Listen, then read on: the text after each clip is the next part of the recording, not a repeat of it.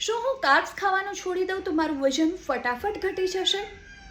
મને ઘણા બધા ક્લાયન્ટ આવો પ્રશ્ન કરતા હોય છે અને એમની સાથે વાત કરતાં થયું કે તમારી સાથે પણ આ જાણકારી શેર કરવી જોઈએ.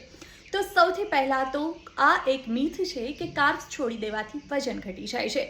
કાર્બ્સ છોડવાથી તમારું વોટર લોસ થાય છે, નહીં કે ફેટ લોસ.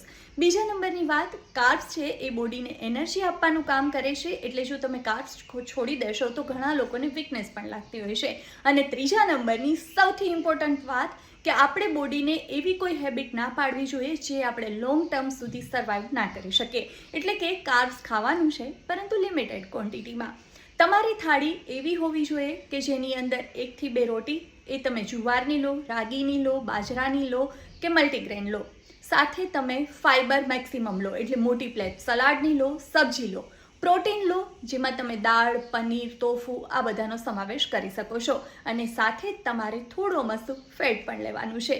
જો આ રીતે થાળી તૈયાર કરતાં તમને આવડી ગઈ તો તમે હંમેશા હેલ્ધી રહેશો અને પરિવારને પણ હેલ્ધી રાખી શકશો.